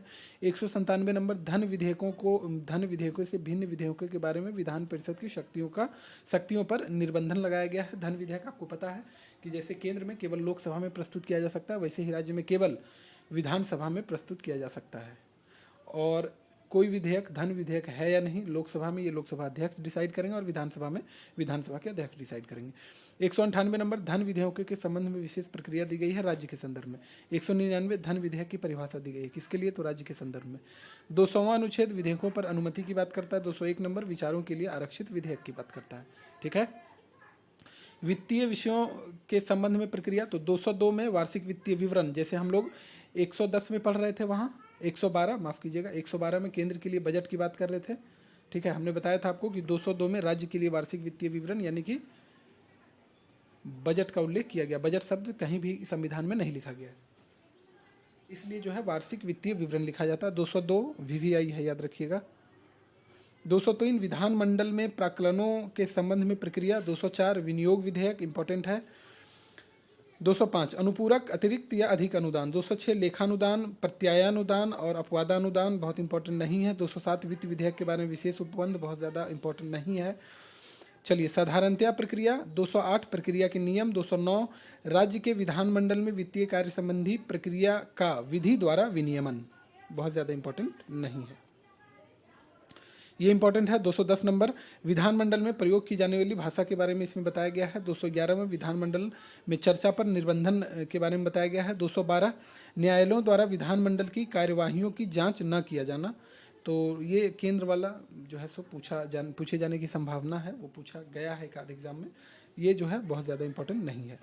अब इसी के तहत राज्य के तहत अध्याय 4 राज्यपाल की विधायी शक्तियाँ, तो 213 में दिया गया है कि विधानमंडल मतलब वही जैसे कि जो हमने देखा था अभी 123 में कि राष्ट्रपति महोदय अध्यादेश जारी करते हैं जब सत्र कार्य में नहीं होता है, सत्र जो है कोई सत्र नहीं चल रहा होता है उस समय, तो उसी तरह जैसे 123 के माध्यम से राष्ट्रपति महोदय अध्यादेश जारी करते हैं, उसी तरह आपसे अगर पूछ लिया जाए कि राज्यपाल महोदय किस अनुच्छेद के तहत अध्यादेश जारी करते हैं, तो अनुच्छेद 213। विधानमंडल के विश्रांति काल में अध्यादेश प्रख्यापित करने के राज्यपाल की शक्ति, वही चीज़ है। राज्यों में उच्च न्यायालय भी है, आपको पता ही है, तो 214 से उच्च न्यायालय स्टार्ट हो जाता है, राज्यों के लिए उच्च न्यायालय होगा, 214 में बताया गया। 215 में उच्च न्यायालय का अभिलेख न्यायालय होना, जो भी सर्किल कर रहे हैं ध्यान रखिएगा। 216 उच्च न्यायालय का गठन, इंपॉर्टेंट है। पटना उच्च न्यायालय का गठन कब किया गया था, आप हमें कमेंट बॉक्स में बताइए, आपके लिए क्वेश्चन नंबर 1 है आज का, कमेंट बॉक्स में ज़रूर बताइए। 217 उच्च न्यायालय के न्यायाधीशों की नियुक्ति और उसके पद की शर्तें बताई गई है। 218 उच्चतम न्यायालय से संबंधित कुछ उपबंधों का उच्च न्यायालय को लागू होना, ठीक है। 219 उच्च न्यायालयों के न्यायाधीशों द्वारा शपथ या प्रतिज्ञान लिया जाएगा, उसके बारे में विशेष बताया गया है 219 नंबर में अनुच्छेद में। 220 में स्थायी न्यायाधीश रहने के पश्चात विधि व्यवसाय का निर्बंधन, ठीक है। 221 नंबर न्यायाधीशों के वेतन आदि दिए गए हैं, ये उच्च न्यायालय की बात की जा रही है। 222 में किसी न्यायाधीश का एक उच्च न्यायालय से दूसरे उच्च न्यायालय को अंतरण, ठीक है। 223 कार्यकारी मुख्य न्यायमूर्ति की नियुक्ति की बात की गई है 223 में। 224 नंबर अनुच्छेद कहता है अपर और कार्यकारी न्यायाधीशों की नियुक्ति। चलिए 224 का क्या कहता है, तो उच्च न्यायालयों की बैठकों में सेवानिवृत्त न्यायाधीशों की नियुक्ति। 225 विद्यमान उच्च न्यायालयों की अधिकारिता के बारे में बताया गया है। 226 में क्या सर्किल करना इंपॉर्टेंट है नहीं, 226 में कुछ रिट निकालने की उच्च न्यायालय की शक्ति के बारे में बताया गया है। देखिए ये इंपॉर्टेंट है, ठीक है। जो काम उच्चतम न्यायालय अनुच्छेद 32 के तहत कर रहा था, संवैधानिक उपचार का अधिकार, 5 तरह की रिट जारी किए जाते हैं, उसी तरह वही काम अनुच्छेद 226 के तहत हाई कोर्ट करते हैं, ठीक है। रिट जारी करने का अधिकार अनुच्छेद 226 में है, वीवीआई। चलिए 226 का बहुत ज़्यादा काम का नहीं है, लोप कर दिया गया है। 227 सभी न्यायालयों के अधीक्षण में उच्च न्यायालय की शक्ति, कुछ मामलों का उच्च न्यायालय को अंतरण 228 में दिया गया है। 228 को बहुत ज़्यादा इंपॉर्टेंट नहीं है, देखिए लोप कर दिया गया है। चलिए अनुच्छेद 229 उच्च न्यायालयों के अधिकारी और सेवक तथा व्यय। 230 उच्च न्यायालय की अधिकारिता का संघ राज्य क्षेत्रों पर विस्तार के बारे में बताया गया है। 231 में 2 या अधिक राज्यों के लिए एक ही उच्च न्यायालय की स्थापना, ये इंपॉर्टेंट है, पूछा गया है एग्जाम में, ठीक है। 231 जो है वो अनुच्छेद 230, 231, 232 के स्थान पर अनुच्छेद 230 और 231 जो है वो प्रस्थापित किया जाएगा। इसके बारे में डिटेल में अगर आप पढ़ेंगे, इसके बारे में पॉलिटी में आपको समझ में आएगा। हालांकि इस तरह की मतलब रटने वाली चीज़ कुछ नहीं, यहाँ पर हम लोग रटने वाली चीज़ पे डिस्कस कर रहे हैं, ठीक है। जहाँ पर काम की चीज़ें थोड़ा सा मैं एक्सप्लेन कर दे रहा हूँ वहाँ। चलिए अधीनस्थ न्यायालय अध्याय 6, इसी राज्य के तहत हम लोग बात कर रहे हैं, भाग 6 में ही हम लोग। 233 नंबर जिला न्यायाधीशों की नियुक्ति की बात करता है। 233 का क्या कहता है, तो कुछ जिला न्यायाधीशों की नियुक्तियों का और उनके द्वारा किए गए निर्णयों आदि का विधि मान्यकरण, ठीक है। 234 नंबर न्यायिक सेवा में जिला न्यायाधीशों से भिन्न व्यक्तियों की भर्ती। 235 अधीनस्थ न्यायालयों पर नियंत्रण। 236 निर्वाचन, ठीक है। 237 क्या कहता है, तो कुछ वर्ग या वर्गों के मजिस्ट्रेटों पर इस अध्याय के उपबंध में लागू, तो बहुत ज़्यादा इंपॉर्टेंट नहीं है, अभी तक पूछा वगैरह नहीं गया इससे। चलिए, तो 238 लोप कर दिया गया है। 239 संघ राज्य क्षेत्र का प्रशासन। अब हम लोग भाग 8 में आ चुके हैं। संघ राज्य क्षेत्र यानी कि यूटी, यूनियन टेरिटरीज की बात कर रहे हैं। तो 239 में संघ राज्य क्षेत्र के प्रशासन की बात कही गई है और ये इंपॉर्टेंट है। ठीक है, 200 इसमें आपको ठीक ठाक जुड़ा हुआ मिलेगा। जैसे देखिए क क क क ख ख, ठीक है। 239 क में क्या है, कुछ संघ राज्य क्षेत्रों के लिए स्थानीय विधानमंडलों या मंत्रि परिषदों या दोनों का सृजन करना। तो कुछ संघ राज्य क्षेत्र में जैसे स्थानीय विधानमंडल है, दिल्ली में है ना, जम्मू कश्मीर वगैरह में है। जम्मू कश्मीर में है या नहीं, कमेंट बॉक्स में बताइए। दिल्ली में है, ये तो कंफर्म है। जम्मू कश्मीर में है, पुदुचेरी में है या अंडमान निकोबार में है। आप हमें कमेंट बॉक्स में ये बताइए कि जो यूटी है अभी टोटल कितने हैं और कितनों में विधानसभा है। ठीक है, चलिए दूसरा नंबर क्वेश्चन है ये, आप हमें जवाब जरूर दीजिए कमेंट बॉक्स में। इतनी मेहनत आपके लिए हो रही है, कुछ आप भी कीजिए। चलिए 239 डबल ए या डबल क कहें, डबल ए में जो है दिल्ली के संबंध में विशेष उपबंध किए गए हैं। 239 क ख में संवैधानिक तंत्र के विफल हो जाने की दशा में उपबंध किए गए हैं। 239 ख विधानमंडल में विश्रांति काल में अध्यादेश प्रखापित करने की प्रशासक की शक्ति। ठीक है, प्रशासक की यानी यूटी में जो प्रशासक होंगे जिसे लेफ्टिनेंट गवर्नर कहते हैं, उनके द्वारा भी जो है अध्यादेश वगैरह जारी किए जाते हैं। तो ये इसका उल्लेख जो है 239 ख में किया गया है। ठीक है, 240 क्या कहता है, तो कुछ संघ राज्य क्षेत्रों के लिए विनिमय बनाने की राष्ट्रपति की शक्ति। 241 संघ राज्य क्षेत्रों के लिए उच्च न्यायालय होगा, 241 में कहा गया है। ठीक है, और 242 जो है लोप ही कर दिया गया है। चलिए अब भाग 9 में पंचायत है, लोकल गवर्नमेंट। तो 243 में परिभाषा दी गई है और पंचायत में कुल 29 विषय हैं, है ना, ये चीज़ ध्यान रखिएगा।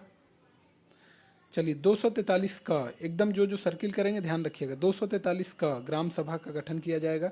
243 का पंचायतों का गठन किया जाएगा।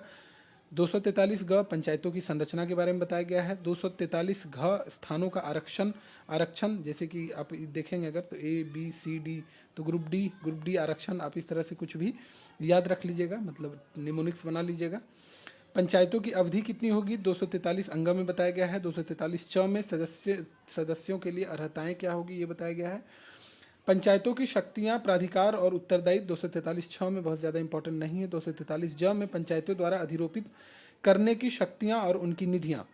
243 झ में वित्तीय स्थिति के पुनर्विलोकन के लिए वित्त आयोग का गठन। तो 243 देखिए आई होगा शायद, ABCDEFGHI, जी हाँ, ये आई आपको दे दिया जाएगा एग्जाम में, पूछा गया है बीपीएससी के द्वारा भी। तो 243 आई में जो है वो वित्तीय स्थिति के बारे में, वित्तीय स्थिति के पुनराविलोकन के लिए वित्त आयोग का गठन, ये चीज़ इंपॉर्टेंट है, ध्यान रखिएगा।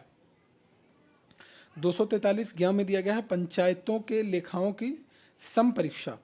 243 ट में पंचायतों के लिए निर्वाचन का उपबंध किया गया है, बताया गया है इसके बारे में। 243 ठ में संघ राज्य क्षेत्रों को लागू होना। 243 ड में इस भाग का कतिपय क्षेत्र को लागू न होना। 243 ढ में विद्यमान विधियों और पंचायतों का बना रहना।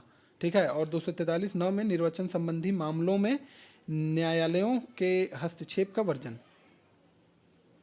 ठीक है, चलिए अब जो है 9 क भाग 9 था, ये 9 क है यानी 9 ए भी आप कह सकते हैं। नगर पालिका का उल्लेख किया गया, जैसे गांव में पंचायती राज होता है उसी तरह शहरी क्षेत्र में नगर पालिकाएं होती है, जिसे आप नगर निगम, नगर परिषद, नगर पंचायत ये सब सुनते होंगे। ठीक है, तो 243 त में परिभाषा दी गई है। 243 थ में नगर पालिकाओं का गठन किया गया है। ठीक है, ये 29 विषय जो हमने बताया था आपको, ये पंचायती में, मतलब अगर आप देखेंगे तो पंचायती राज व्यवस्था में 29 विषय दिए गए हैं। ठीक है, नगर पालिकाओं का गठन 243 थ में। 243 द में नगर पालिकाओं की संरचना के बारे में बताया गया है। ठीक है, हालांकि क्वेश्चन ज़्यादा पंचायती राज से पूछे जाते हैं। 243 ध में वार्ड समिति आदि के गठन और संरचना।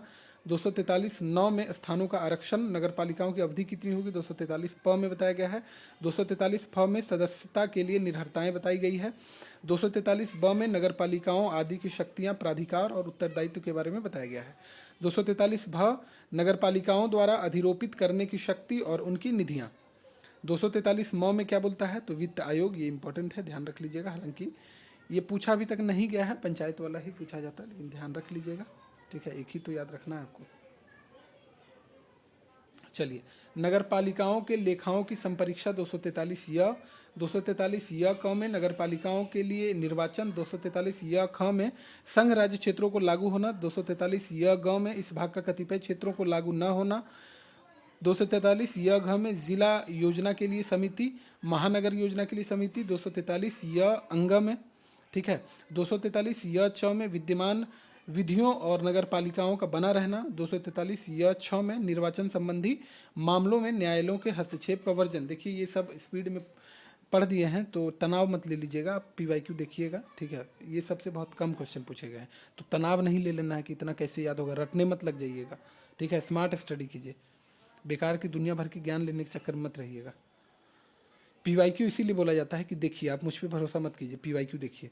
भाग 9 में पढ़े थे हमने पंचायत, 9 क में नगर पालिका, 9 ख में जो है वो सहकारी समितियाँ, सहकारी सोसाइटी है। तो 243 य ज में इसकी परिभाषा दी गई है। सहकारी सोसाइटियों का निगमन जो है वो 243 य झ में दिया गया है। बोर्ड के सदस्यों और उनके पदाधिकारियों की संख्या और पदावधि के बारे में 243 य ज्ञ में दिया गया है, ठीक है। बोर्ड के सदस्यों का निर्वाचन जो है वो 243 य ट में दिया गया है। चलिए, अगला है बोर्ड का अधिक्रमण और निलंबन तथा अंतरिम प्रबंध, 243 य ठ में दिया गया है।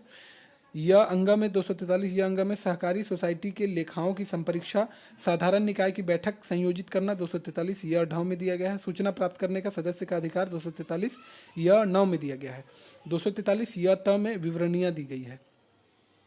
243 यह थ में अपराध और शक्तियाँ, 243 यह द में बहुराज्य सरकारी सोसाइटी को लागू होना, 243 यह ध में संघ राज्य क्षेत्रों को लागू होना, 243 यह न में विद्यमान विधियों का जारी रहना। ये सब याद रखना है? नहीं याद रखना है। क्यों बताया गया? बस ये है, जान लीजिए कि ऐसा कुछ भी है, ठीक है, इसलिए स्पीड में बताया गया। जो इंपॉर्टेंट है वहाँ जोर देकर बताया जा रहा है। भाग 10 जो है वो अनुसूचित और जनजातीय क्षेत्र के बारे में हमें बताता है। 244 याद रखिएगा, इंपॉर्टेंट है। अनुसूचित क्षेत्रों और जनजातीय क्षेत्रों का प्रशासन, अनुच्छेद 244 में इसका उल्लेख किया गया है, ठीक है। 243 का ये भी याद रखिएगा, असम के कुछ जनजातीय क्षेत्रों को समाविष्ट करने वाला एक स्वशासी राज्य बनाना और उसके लिए स्थानीय विधानमंडल या मंत्रिपरिषद या दोनों का सृजन करना, ठीक है। 244 तक कर चुके हैं हम लोग। 245 देखिए, अब इसके बाद मतलब बहुत ज़्यादा इम्पोर्टेंट नहीं है, बार बार मतलब आप पढ़ दे रहे हैं तो आपको भी तनाव आ सकता है कि इतना सारा याद रखना है, इम्पोर्टेंट है कि नहीं है। तो इसके बाद से मैं अब मुश्किल से इसके बाद जो है 20 अनुच्छेद ऐसे होंगे जो कि इम्पोर्टेंट है आपके एग्जामिनेशन पॉइंट ऑफ व्यू से, तो मैं अब केवल उसी की बात करूँगा, ठीक है। चलिए, तो अनुच्छेद इसके बाद जो इम्पोर्टेंट है वो 249 नंबर है, ठीक है। 249 क्या कहता है? तो 249 में राज्य सूची यानी स्टेट लिस्ट के विषय में संबंध में राष्ट्रीय हित यानी नेशनल इंटरेस्ट में कानून बनाने की संसद की शक्ति निहित है, ठीक है। राज्य सूची के विषय के संबंध में राष्ट्रीय हित में जो है विधि बनाने की संसद की शक्ति है। आपको पता है 3 तरह की सूचियाँ होती है, 3 तरह की सूची, संघ सूची, राज्य सूची और समवर्ती सूची। तो राज्य सूची में केवल राज्य कानून बनाएगा, लेकिन जहाँ तक वो कानून राष्ट्रीय हित में होगा वहाँ तक उस कानून को रद्द माना जाएगा और केंद्र जो कानून बनाएगा वो मान्य होगा। तो 249 इंपॉर्टेंट है, ध्यान रखिएगा, ठीक है। इसके बाद जो इम्पोर्टेंट है वो 262 नंबर है, 262। चलिए, 262 क्या है? तो अंतर्राज्य परिषद के संबंध में उपबंध किया गया है ना। 262 में अंतर्राज्यिक नदियां या नदी दून के जल संबंधी विवादों का निराकरण, 262 नहीं 263, ठीक है, 263। हालांकि ये भी इंपॉर्टेंट है। तो अंतर्राज्य परिषद के संबंध में उपबंध पूछा जाएगा किस अनुच्छेद में किया गया है, तो आपका जवाब होगा 263। और 262 भी इंपॉर्टेंट है, अंतर्राज्यिक नदियां या नदी दून के जल संबंधी विवादों का न्याय निर्णयन, ये जो है 262 में दिया गया है, ठीक है। चलिए, भाग 12 में वित्त, संपत्ति, संविदाएं और वाद पर चर्चा की गई है। एक मिनट, ये भाग 11 याद रख लीजिएगा, संघ और राज्य के बीच संबंध के बारे में है, ठीक है। संघ राज्य संबंध पूछा जाएगा किस में है, तो भाग 11 में है। और इसमें 249 याद रखिएगा, 248 भी याद रख सकते हैं। अवशिष्ट विधायी शक्तियों के बारे में बताया गया है, ठीक है। ये भी यदि आपात की ये भी इम्पोर्टेंट है, यदि आपात की उद्घोषणा प्रवर्तन में हो तो राज्य सूची के विषय में संबंध में जो है वो विधि बनाने की संसद की शक्ति का उल्लेख किया गया। 250 ये तीनों याद रखिएगा, 248, 249 और 250, ठीक है। ये सब बहुत ज़्यादा इम्पोर्टेंट नहीं है। चलिए 262-63 हमने देख लिया। भाग 12 में हम लोग आ गए हैं, वित्त, संपत्ति, संविदाएं और वाद। ये भी भाग 12 में क्या है, ये इंपॉर्टेंट है, ध्यान रखिएगा। तो इसमें जो है अध्याय एक वित्त है, तो लेकिन हम लोग सब चर्चा नहीं करेंगे, हम लोग सीधे आ जाएंगे 265 पर। 265 में क्या दिया गया है, तो 265 में विधि के प्राधिकार यानी अथॉरिटी ऑफ लॉ के बिना करों का अधिरोपण यानी इम्पोजिशन ऑफ टैक्स नहीं किया जाएगा। तो विधि के प्राधिकार के बिना करों का अधिरोपण न किया जाना 265 में बताया गया है। अथॉरिटी ऑफ लॉ, विधि के प्राधिकार का मतलब, और अधिरोपण का मतलब हो गया यहाँ पर इम्पोजिशन ऑफ टैक्स, मतलब ज़बरदस्ती किसी पर टैक्स नहीं किया जाएगा, उसका उल्लेख इसमें किया गया है। 266 तो भारत और राज्य की संचित निधि और लोक लेखे, तो 266 भी इंपॉर्टेंट है, ध्यान रखिएगा। 267 भी इंपॉर्टेंट है, आकस्मिकता निधि, ये तीनों के तीनों VVI में रख लीजिए इसको आप लोग। 266 भारत और राज्य की संचित निधि और 267 आकस्मिकता निधि, ठीक है, आकस्मिक निधि आप जिसे कहते हैं। क्लियर है। चलिए अब जो है इसमें जूट उत्पाद ये सब क्या देखें कभी, क्या क्वेश्चन ये सब PYQ में कहीं नहीं दिखा होगा। चलिए इसमें जो इम्पोर्टेंट है अब 275 जान लीजिए। 275 नंबर क्या कह रहा है कि कुछ राज्यों को संघ से अनुदान मिलना है, ठीक है, जिसे विशेष राज्य आप कहते हैं, तो इसके बारे में बताया गया है 275 में, इसका उल्लेख किया गया है। कुछ राज्यों को संघ के द्वारा अनुदान दिए जाते हैं, है ना। 275 याद रखिएगा, इंपॉर्टेंट है। इसके बाद सीधे आप आ जाइए 280 में वित्त आयोग का गठन किया गया है। वित्त आयोग का गठन मतलब पूछा जाए किस में है, तो आप ध्यान रखिएगा, इसे आप VVI में रखिए। 280 ये कई बार एग्जाम में पूछा गया। वित्त आयोग के संबंध में फाइनेंस कमीशन का उल्लेख जो है संविधान के किस अनुच्छेद में किया गया है, तो 280 में किया गया है, ठीक है। वित्त आयोग की सिफारिशें ये सब वगैरह नहीं पूछा गया है। चलिए भारत सरकार द्वारा उधार लेना 292 नंबर में है, ये याद रखिएगा। राज्य द्वारा उधार लेना 293 नंबर में है, ठीक। अब सीधे हम लोग आएंगे 300 नंबर पे। 300 नंबर, ठीक है, वाद और कार्यवाहियाँ। 300 नंबर में क्या दिया गया है, स्वीट्स एंड प्रोसीडिंग्स दी गई है, वाद और कार्यवाहियाँ। 300A ये इंपॉर्टेंट है, विधि के प्राधिकार के बिना व्यक्तियों को संपत्ति से वंचित न किया जाना, ठीक है, ये इंपॉर्टेंट है। किस भाग में आता है ये याद रख लीजिए, भाग 12 का ये पार्ट है, ठीक है, भाग 12 का ये पार्ट है। संपत्ति का अधिकार जो बोला जाता है, तो संपत्ति का अधिकार का उल्लेख किस में है संविधान का, तो 300A में है, आर्टिकल 300A में है, ये चीज़ ध्यान रखिएगा, ठीक है। चलिए 300A में दिया गया है ये संपत्ति का अधिकार। अब हम लोग सीधे आएंगे 311 पर। भाग 14 में क्या है, तो संघ और राज्य के अधीन सेवाएं जो है उसके बारे में उल्लेख है, हालांकि इसमें भी एक दो चीज़ है अपने काम की। 315 हम लोग देख लेंगे, 315 312 ये सब।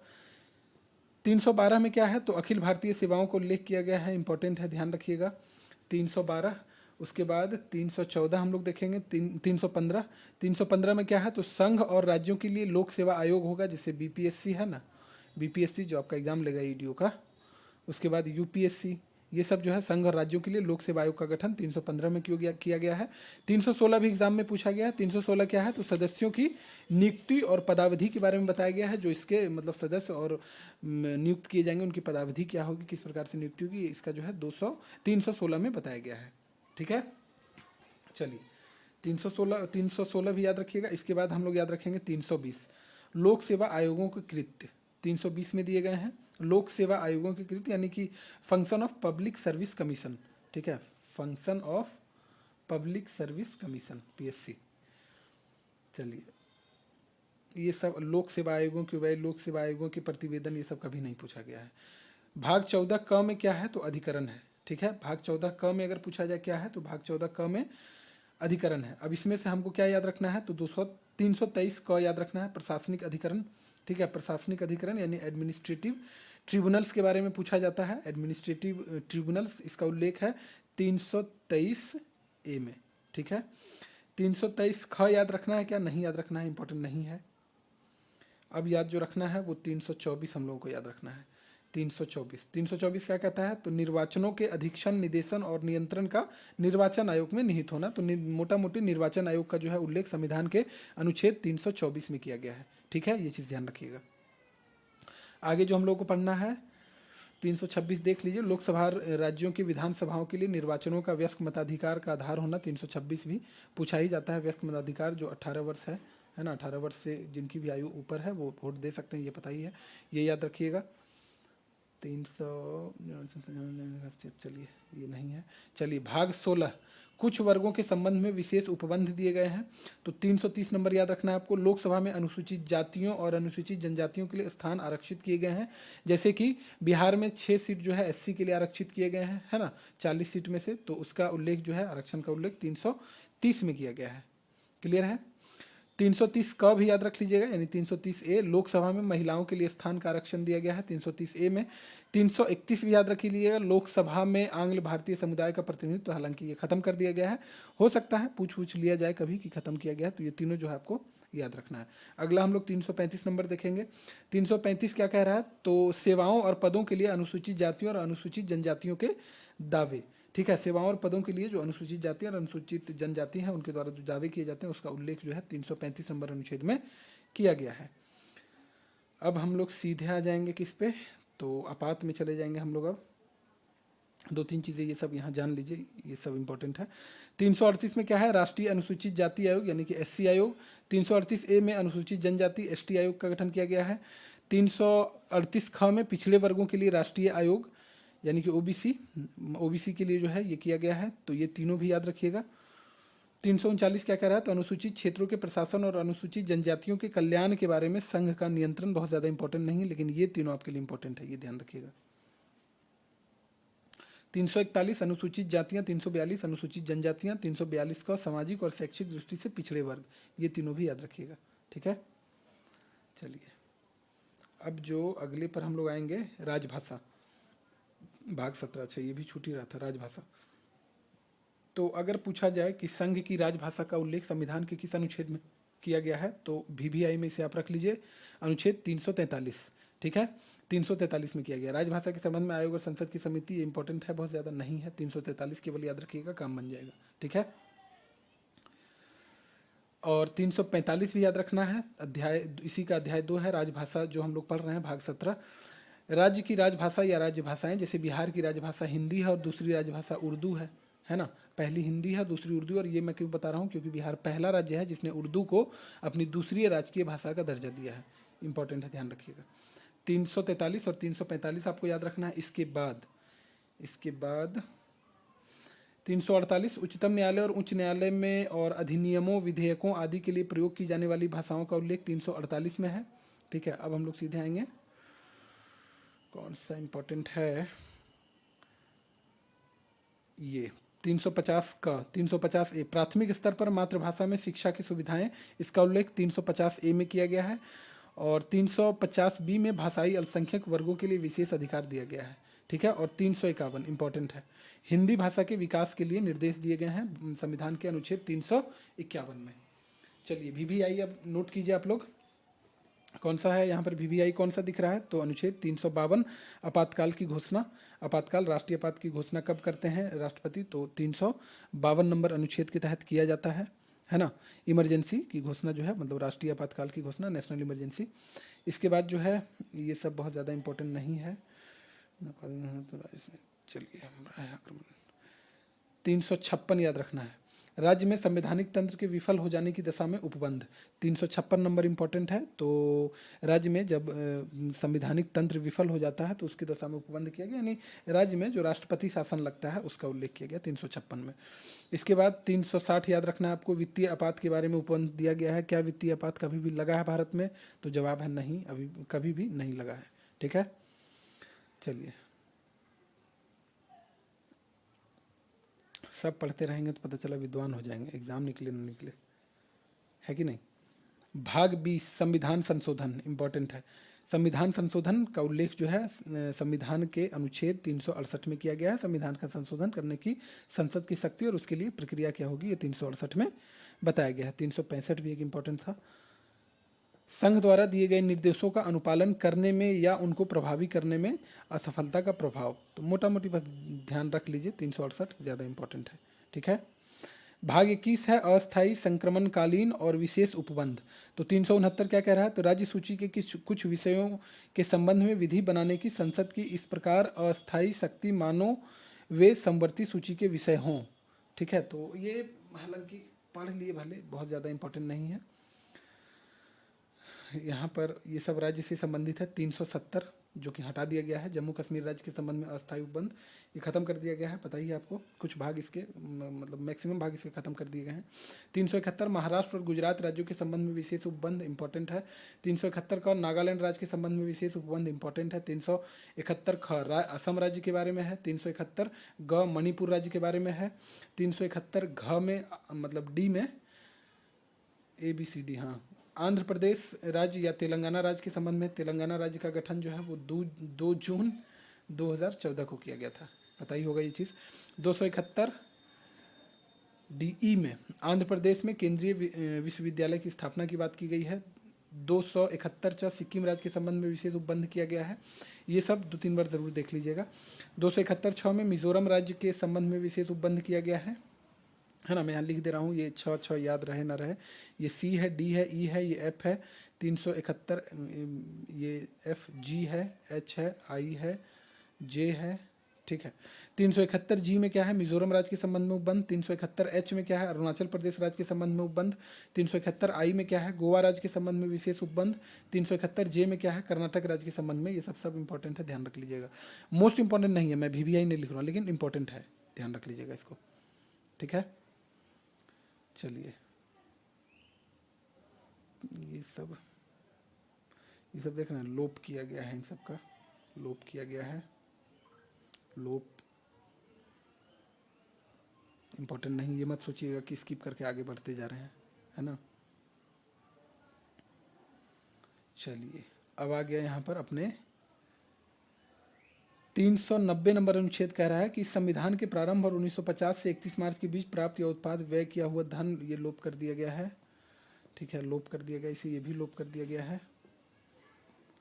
भाग 22 में क्या है, संक्षिप्त नाम, प्रारंभ, हिंदी में प्राधिकृत पाठ और निरसन। तो ये जो है 393 में संक्षिप्त नाम के बारे में बताया गया है, ये इंपॉर्टेंट है, ध्यान रख लीजिएगा। VVI नहीं है, बस इंपॉर्टेंट है। तो इस तरह से हमने संविधान के सारे अनुच्छेद को, सारे तो नहीं, मतलब जो भी इंपॉर्टेंट थे और कुछ अनइम्पॉर्टेंट भी बीच में डिस्कस करा दिया गया था। मतलब एक होता है ना, सेल्फ सेटिस्फेक्शन नहीं मिल रहा, कि ऐसा नहीं कि छोड़ के पार करते जा रहा है ये, तो इसलिए बाकी बाद में फिर जो इंपॉर्टेंट था केवल वही डिस्कस कराया गया। हालांकि अभी आपका एग्ज़ाम सर पे है, इस पर हम लोग डिटेल में, पॉलिटी तो खैर मज़ेदार विषय है, इस पर डिटेल में वीडियो बनाया जाएगा स्थिर से। अभी एग्ज़ाम है, एग्ज़ाम दे लीजिए पहले अच्छे से, है ना, क्योंकि कम समय में ये 1-2 वीडियो में संभव नहीं है सारे अनुच्छेद को समझाना, लंबी लेक्चर इसके लिए चाहिए। तो आराम से इस पर जो है वीडियो बनाया जाएगा। ये आपका रैपिड रिवीजन सीरीज चल रहा है, तो उसी के तहत बनाया गया है। मिलते हैं आपसे नेक्स्ट वीडियो में। पठन पाठन का कार्यक्रम जारी रखिए, स्वस्थ रहिए, स्वस्थ रहना भी आपके लिए अति आवश्यक है। 1-1 मिनट इंपॉर्टेंट है आपके लिए। मस्त रहिए और व्यस्त रहिए, अपने और अपनों का ध्यान रखिए, खूब धुआं उड़ा के पढ़िए, तनाव नहीं लेना है। मिलते हैं आपसे फिर से नेक्स्ट वीडियो में, तब तक के लिए थैंक यू वेरी मच।